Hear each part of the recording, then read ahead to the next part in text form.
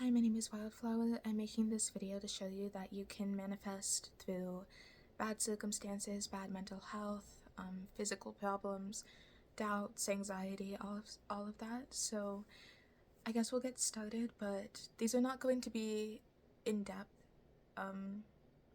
success stories. These are more so just proof that you can do it, and I have a notebook over here, so let me go grab that.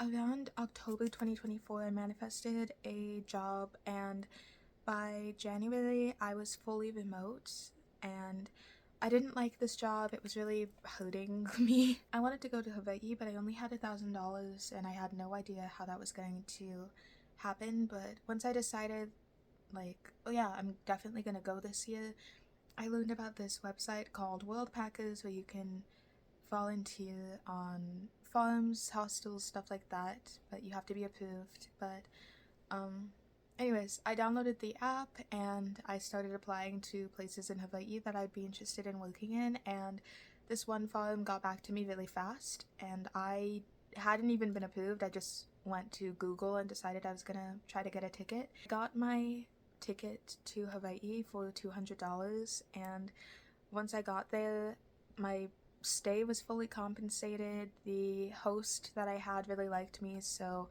I didn't have to spend much on groceries, and I just got to walk around everywhere. I was out in the jungle in the middle of nowhere, and it was so nice, and it was honestly amazing, and I got back for $200 as well. So I spent $400 plus, like, random clothing, hair clips, things like that. But in total, I spent like a little bit over $400 to go to Hawaii and stay there for an entire week. So next thing I manifested was my film role. I had to leave my job to go to Hawaii, and that's like a whole other story, but once I came back, I was like, cool, I don't want another one of those, and I told myself the next job that I have is going to be something I actually love, so it's either going to be acting or modeling, and that's how I'm going to make my income from now on, because I'm not gonna sit there and let you tell me what to do, and I'm not gonna sit there and let old people abuse me over the phone. I was terrified. I had like $2,000, and I just kept telling myself, no, I'm an actress, that's how I make my money. I'm a model, that's how I make my money. And that's how I'm making my money. I'm not doing another job. A couple of weeks went by, and my agent sent a casting for a movie, and obviously I get a lot of those, but this one felt different. So I opened it, and I sent in a photo audition, of course, but I looked into the production company, I googled the title, and I saw that the star of this movie was Chloe Grace Moretz. I love this girl down. I just kept telling myself they're gonna pick me, they're gonna choose me. Obviously, this is my role, this is my movie, I have to be in this. I got an invitation to self-tape, and if you don't know how that works, with a lot of auditions, in Utah at least, you have to send in a photo of yourself or a headshot. I typically just do a selfie I took on the day, but you send in a photo first, and then the casting director will decide if you look like the part or not, essentially. So I got an invitation to self-tape, and the very next day I submitted my self-tape, and I just started telling myself, I got the part, I got the part. I was doing the robotic affirmations, I was doing saturation sessions for 2 to 3 hours at a time. You don't have to do any of that, by the way. I was not about to let my doubts get in the way. Something had happened where my agent at the time told me that the part was already cast, and my heart broke. I was devastated, but he repeated my affirmations back to me, and I was like, that is so specific what you just said. Maybe this manifestation thing is real. Like, maybe this is working. So I kept affirming, and I just said, I got the part, I got the part. And I don't even know what part I was affirming for at that point. I was just telling myself, I got the part, and I'm an actress, I'm a movie star, all this stuff. I was moving into my apartment, and I got a call from my agent while I was stopped at a red light, and I was like, hello?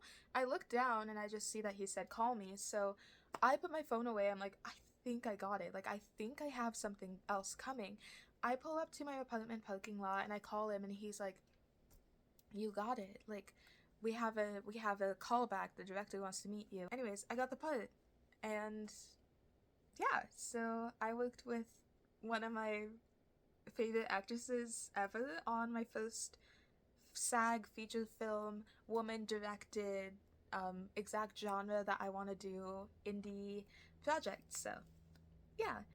Along with this project, I also manifested a lot of money. I told myself that I was gonna have extra days on set and that I was gonna make more than I was supposed to, and yeah, I don't like to tell people how much I make on movies, but I will tell you this just because I want you to feel motivated and to know that you can have money from anything, and if you want that extra day on set, go get your extra day on set. I want to make a longer video about this acting success story because I manifested so much during this whole entire ordeal, and I want to talk about all of it because there is just no way. But I also met a financial goal that I thought was completely impossible, but yeah, I'll save that for the next video. Next, celebrities. Some of the people that I worked with on this movie followed me, some people that know them followed me.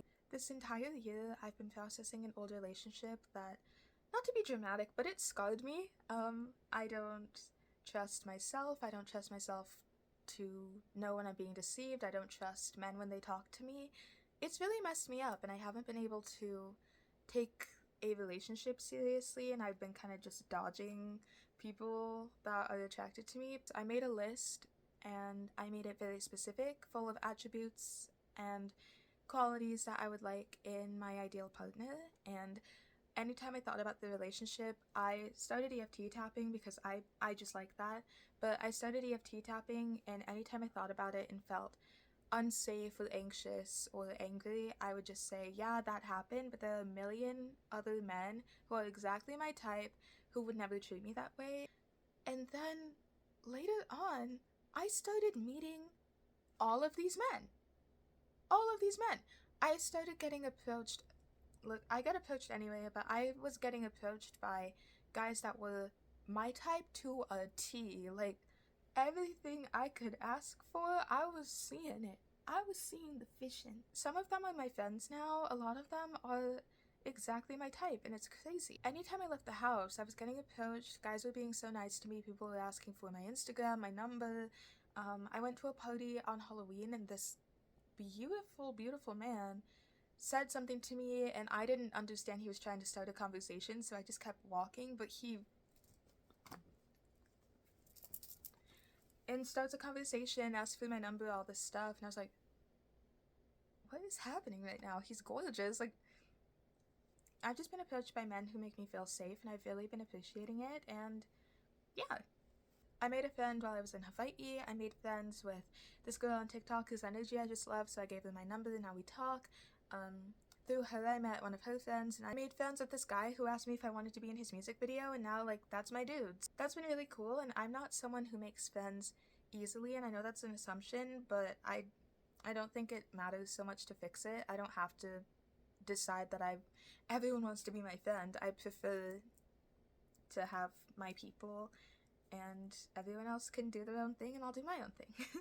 Let's get into some health success stories. I got really sick this year, and it was really bad, and I don't want to talk about it too much, but I got treated so fast when typically for the treatment that I need, it can be weeks, maybe a month of wait time, but they got me in so fast, and yeah, I'm just really grateful. One of my dogs got super sick, and I couldn't figure out what was going on with him, but he would just like arch his back, and it looked like it was painful for him to move, and it was kind of giving like spinal injury, and I couldn't figure out what was going on. The vet couldn't figure out what was going on. I just started affirming that he was perfectly fine, and I want to say within 3 days he was so different, like full personality again, no pain, being so silly. He ran into my room, and I knew he was okay because he loves a hug.